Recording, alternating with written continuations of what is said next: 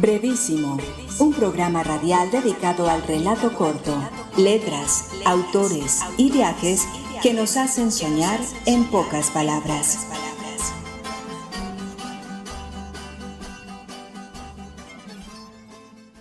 Hola, bienvenidos a una nueva emisión de Brevísimo, un programa dedicado a las formas breves de la literatura. Yo soy Mauricio Montoya y le doy la bienvenida a mi compañero de mesa, Edwin Solórzano. Hoy terminamos nuestro recorrido por las brevedades literarias del continente asiático, transitando por las brevedades de Japón, Nepal y el pueblo kurdo, además de conocer una variedad de proverbios de diferentes naciones de este continente. Retomemos, pues, el viaje por Japón, iniciado en nuestro programa anterior, y hablemos ahora de otra forma poética que es un poco más extensa que el haiku, pero que conserva la esencia de la brevedad: el tanka. Este estilo tiene la particularidad de estar compuesto por 31 sílabas poéticas, divididas en 5 versos. El primer verso de 5 sílabas, el segundo de 7, el tercero también de 5 y los 2 últimos versos de 7 sílabas cada uno.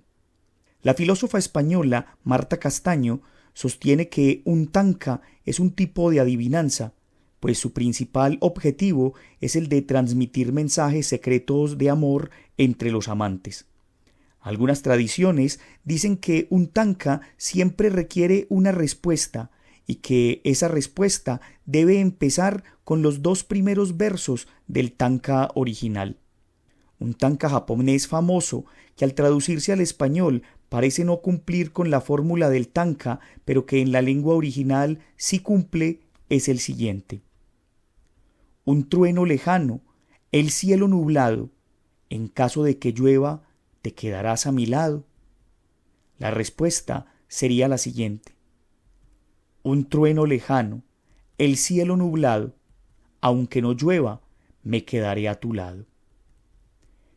Escritores latinoamericanos como Jorge Luis Borges también incursionaron en la escritura de tankas. A continuación, escucharemos algunos de ellos, pero no de manera recitada, sino cantada, pues en 1999 el compositor y músico argentino Pedro Aznar musicalizó una serie de tankas de su compatriota argentino Jorge Luis Borges.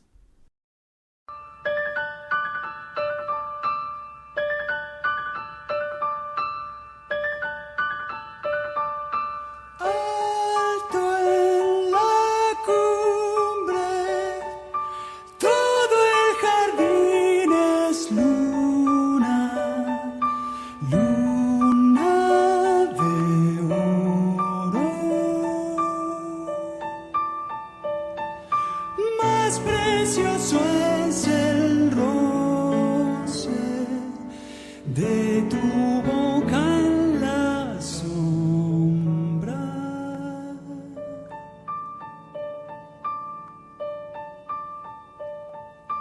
La voz del ave que la penumbra esconde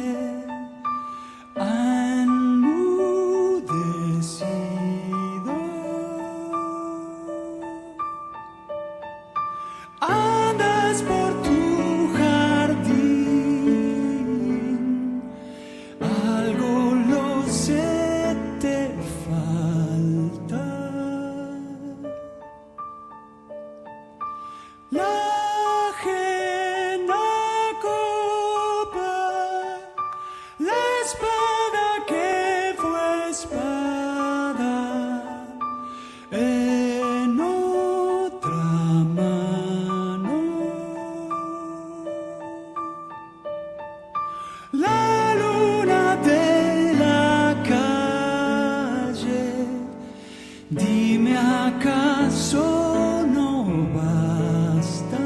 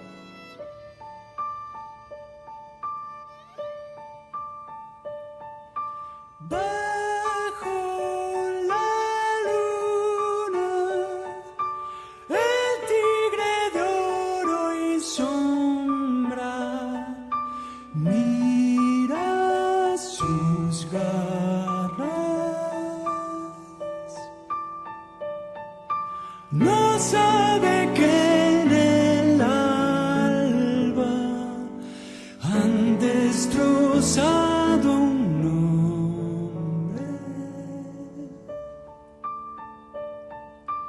Triste la lluvia que sobre el mármol cae. Triste ser tierra.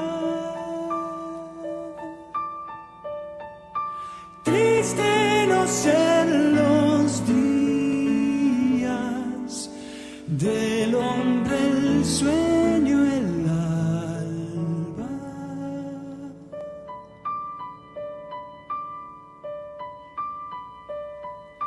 No haber caído como otros de mi sangre en la batalla. Ser en la vana noche el que cuenta las sílabas.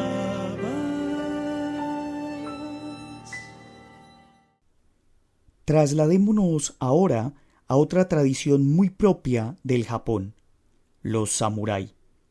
Según la etimología, la palabra samurái proviene de saburau, un verbo del japonés antiguo que significaba servir y que derivó en el término saburai, que significa el que sirve. Esta figura, asociada regularmente con la batalla, es difícil de ubicar cronológicamente en el Japón. Sin embargo, algunos historiadores creen que surgió, así como la conocemos hasta hoy, en el siglo X de nuestra era.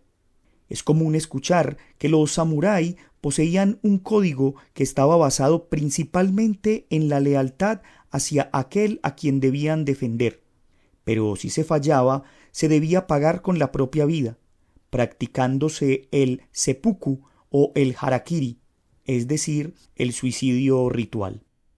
Para algunos estudiosos, ese código era el código Bushido, que traducido al español sería algo así como el camino que debe seguir el guerrero y cuyos principios son la lealtad, el honor, el coraje, la humildad, la paciencia, la generosidad y el autocontrol.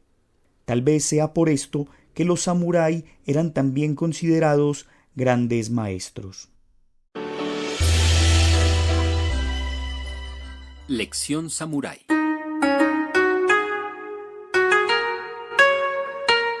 Cerca de Tokio vivía un gran samurái ya anciano que ahora se dedicaba a enseñar el budismo zen a los jóvenes. A pesar de su edad, corría la leyenda de que aún era capaz de derrotar a cualquier adversario. Cierta tarde, un guerrero, conocido por su total falta de escrúpulos, apareció por allí. Era famoso por utilizar la técnica de la provocación. Esperaba que su adversario hiciera el primer movimiento y, dotado de una inteligencia privilegiada para captar los errores cometidos, contraatacaba con velocidad fulminante. El joven e impaciente guerrero jamás había perdido una lucha. Como conocía la reputación del viejo maestro, se presentó allí para derrotarlo y aumentar así su fama. Todos los estudiantes se manifestaron en contra de la idea, pero el viejo aceptó el desafío. Fueron todos hasta la plaza de la ciudad y el joven comenzó a insultar al anciano. Arrojó algunas piedras en su dirección, le escupió a la cara, gritó todos los insultos conocidos, ofendiendo incluso a sus ancestros. Durante horas hizo todo lo imposible para provocarlo, pero el viejo permaneció impasible. Al final de la tarde, sintiéndose ya exhausto y humillado, el impetuoso guerrero se retiró. Decepcionados por el hecho de que su maestro aceptara tantos insultos y provocaciones, los alumnos le preguntaron: ¿cómo ha podido usted soportar tanta indignidad? ¿Por qué no usó su espada, aún sabiendo que podía perder la lucha, en vez de mostrarse cobarde ante todos nosotros? Si alguien se acerca a ti con un regalo y tú no lo aceptas, ¿a quién pertenece el regalo?, preguntó el samurái. A quien intentó entregarlo, respondió uno de los discípulos. Pues lo mismo vale para la envidia, la rabia y los insultos. dijo el maestre. Cuando no son aceptados, continúan permaneciendo a quien los cargaba consigo. No podemos abandonar el mundo de las brevedades literarias japonesas sin acercarnos a una figura como Yasunari Kawabata, quien fue galardonado con el Premio Nobel de Literatura en el año de 1968, 4 años antes de su muerte.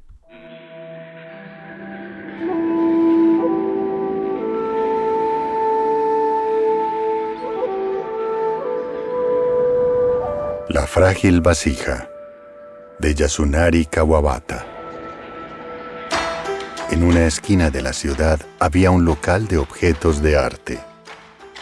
Y entre la calle y el frente del local, una estatua de cerámica de la deidad budista Kannon, con la altura de una niña de 12 años. Cuando el tren pasaba, el gélido cutis de Kannon se estremecía, al igual que el vidrio de la puerta del negocio. Cada vez que yo pasaba por allí, temía que la estatua se cayera. Este es el sueño que tuve. El cuerpo de Kannon caía directamente sobre mí. De pronto, Kannon estiraba sus largos y blancos brazos, que hasta entonces pendían a lo largo de su cuerpo, y me envolvía el cuello con ellos. Yo saltaba hacia atrás con desagrado por lo sobrenatural de sus brazos inanimados, cobrando vida, y por el frío toque de su piel de cerámica. Sin un ruido, Kannon se rompía en miles de fragmentos al lado de la calle. Una muchacha recogía algunos de los pedazos. Se detenía un instante, pero rápidamente volvía a juntar los pedazos diseminados, los fragmentos de cerámica reluciente. Su irrupción me tomaba por sorpresa, y cuando estaba por abrir la boca para ofrecer alguna disculpa, me desperté. Parecía que todo hubiera sucedido en el preciso instante posterior a la caída de Kannon. Intenté una interpretación del sueño. Honra a la mujer tanto como a la más frágil vasija. Desde entonces, recuerdo este versículo de la Biblia con frecuencia. Siempre establecí una asociación entre una frágil vasija y una vasija de porcelana, y más tarde, entre ambas y la muchacha del sueño. Nada tan frágil como una joven. En cierto sentido, el hecho de amar representa la caída de una muchacha. Es lo que yo pienso. Y así, en mi sueño, no estaría la joven recogiendo apresuradamente los fragmentos de su propia caída.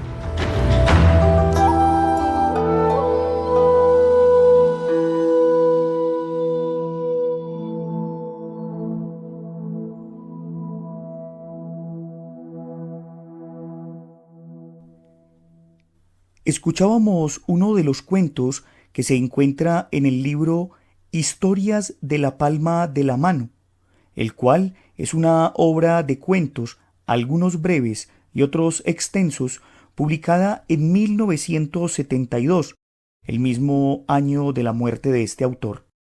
Esta obra está compuesta por 146 relatos, de los que el mismo autor decía: en estos cuentos vive el espíritu poético de mi juventud.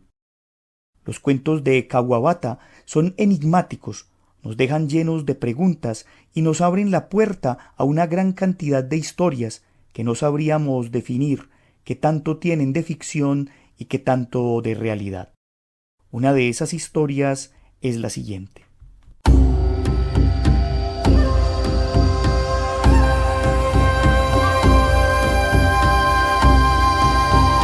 Ciudad portuaria, de Yasunari Kawabata. Esta ciudad portuaria es curiosa. Respetables amas de casa y muchachas van a la posada, y durante todo el tiempo de permanencia de un huésped, alguna de ellas pasará toda la noche con él. Desde que se levante, en el almuerzo y las caminatas, ella estará a su lado. Parecerán una pareja en su luna de miel. Sin embargo, cuando él le diga que quiere llevarla a una posada de aguas termales, la mujer ladeará la cabeza pensativa. Y si le propone alquilar una casa en la ciudad, ella, si es joven, le dirá casi feliz: «Seré tu mujer, pero si no es por mucho tiempo, a lo sumo por 1 año o 6 meses». Esta mañana, el hombre se apresuraba a empacar sus cosas para partir en barco. La mujer, mientras lo ayudaba, dijo: «¿Escribirías una carta por mí? Ahora ya no soy tu mujer, así que no importa. Durante todo el tiempo que estuviste aquí, me mantuve a tu lado. ¿No fue así? No he hecho nada malo. Pero ahora ya no soy tu mujer». «¿De veras es así?». Escribió la carta a un hombre por ella. Era, obviamente, un hombre que, como él, había pasado medio mes con la mujer en la posada. «¿Me enviarías una carta también a mí, una mañana, en que algún otro se embarque cuando ya no seas su mujer?»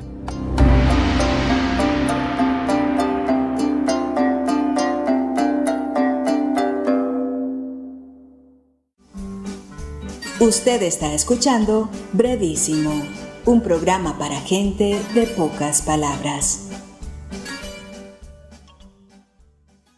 Vamos ahora hasta Nepal, ese territorio enclavado en las montañas del Himalaya y cuya tradición cuenta que fue una de sus ciudades, Lumbini, donde nació Siddhartha Gautama, un príncipe que luego se convertiría en Buda o en el Iluminado, y cuyas enseñanzas darían origen al budismo, una de las religiones o doctrinas espirituales más populares del continente asiático.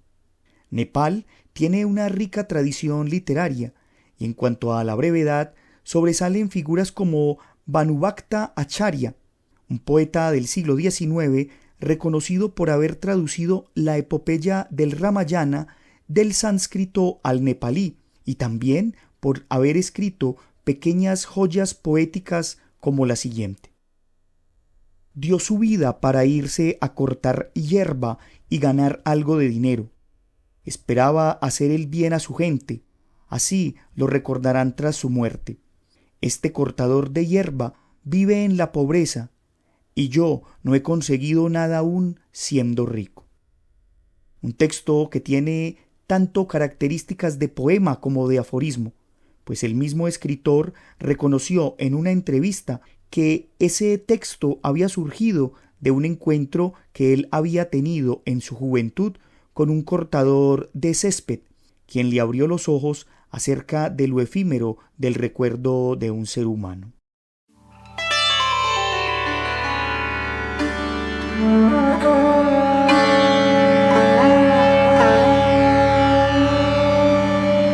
La faisana y la zorra. Cuento nepalí.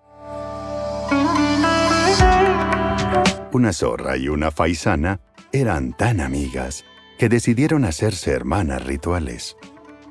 No había secretos entre las dos y se contaban sus alegrías y sus penas. A la faisana le llegó el momento de anidar y poner sus huevos, y la zorra le pidió permiso para comerse algunos. «Imposible», dijo la faisana. «Solo he puesto esta vez un solo huevo». Y escondió bien sus huevos para incubarlos en secreto. Cuando la zorra vio los polluelos, se dio cuenta de que la habían engañado y quiso comerse a la faisana y a toda su prole. Con la intención de encontrarla distraída, cada mañana le preguntaba a su amiga a dónde pensaba ir a comer ese día. «Iré a la montaña», decía la faisana. Y mientras la zorra trepaba fatigosamente, la faisana se iba a comer al río. «Iré al río», decía otro día. Y mientras la zorra se aburría esperándole en el río, la faisana volaba a la montaña. Con el tiempo, la zorra se dio cuenta de la artimaña, y un día, cuando la faisana le dijo que iría a la montaña, le fue a esperar al río. Y allí la encontró comiendo con sus crías. Los polluelos consiguieron escapar, pero la zorra atrapó a la faisana. «Confieso todos mis engaños», dijo la faisana, llorando como si estuviera profundamente arrepentida. «Haberle mentido así a una amiga, a una hermana ritual, merezco morir en la tortura. Te ruego que me entierres en la arena y me claves astillas de bambú en las alas». La zorra no vio ningún inconveniente. Con mucho gusto, procedió a tirarle arena encima y clavarle las astillas.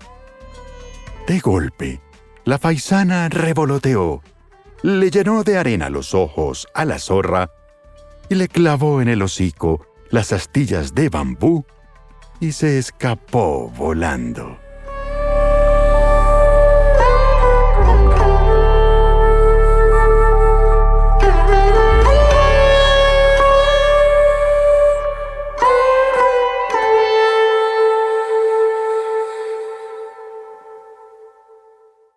Escuchábamos un texto de la tradición oral nepalí, específicamente de la ciudad de Pokhara, lugar en el que habitan numerosos grupos étnicos de tradiciones budistas e hindúes, y que, según se cuenta, tuvieron durante muchos años una gran cantidad de conflictos entre ellos. El relato de la faisana y la zorra es una clara muestra de lo que se puede esperar de alguien que es desleal y traicionero. Usted está escuchando Brevísimo. Lo bueno, si breve, 2 veces bueno. Entre el 16 y el 19 de marzo de 1988, cuando estaba por concluir la guerra entre Irán e Irak, los aviones del ejército iraquí se dirigieron hacia la ciudad kurda de Halabja, situada en el noreste de Irak, y allí descargaron sobre la población un gas tóxico mortal. Saddam Hussein había ordenado masacrar a miles de kurdos, acusándolos de traidores y disidentes. Acontecimientos como estos quedaron registrados en la pluma poética de Cherko Bekas, un escritor kurdo nacido en 1940 y quien es considerado, al día de hoy, uno de los padres de la poesía kurda moderna. Halabja, de Cherko Bekas. Fue el 14 del mes sobre Goisha. El viento me robó el bolígrafo. Cuando lo tomé de nuevo y escribí con él, volaron de bandada en bandada mis palabras. Fue el 15 del mes, Sirwan me robó el bolígrafo. Cuando lo tomé de nuevo y escribí con él, se convirtieron en peces mis poemas. Fue el 16 del mes, ay, el 16 del mes, Sharazur me robó el bolígrafo. Cuando me lo devolvió para escribir, se secaron como Halabja mis dedos. Este poema que escuchábamos es un claro lamento por lo sucedido contra el pueblo kurdo, el cual, a lo largo de su historia, solo ha padecido violencia y persecución, y ha sido utilizado tanto por líderes políticos como religiosos para sus intereses particulares, abandonándolos luego a su suerte, la cual no les ha sonreído lo suficiente. Tal vez por eso el poeta escribe lo que escribe. La respuesta. Poema de Cherko Bekas. Después del sofocamiento de Halabja, escribí una larga queja a Dios. Antes de leérsela a la gente, se la leía a un árbol, y el árbol lloró. A un lado, una paloma mensajera dijo: ¿Quién te la llevará? Si esperas que yo la lleve, no alcanzará el trono de Dios. Más tarde en la noche, el ángel de luto de mis poemas dijo: No te preocupes por nada, yo te la llevaré hasta arriba, hasta la Vía Láctea. pero no te prometo que Dios mismo tome la carta. ¿Sabes quién puede encontrar a Dios el Grande? Yo le respondí: gracias, puedes volar. El ángel de la inspiración voló con mi queja en su mano y al día siguiente regresó. En la parte de abajo de la misma queja, el secretario número 4 de la oficina de Dios, llamado Obaid, me escribió: idiota, tradúcela al árabe.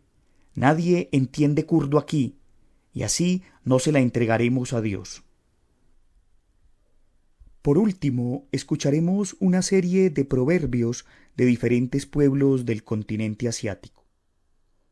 Grandes dudas, sabiduría profunda. Dudas menores, poca sabiduría. Proverbio chino.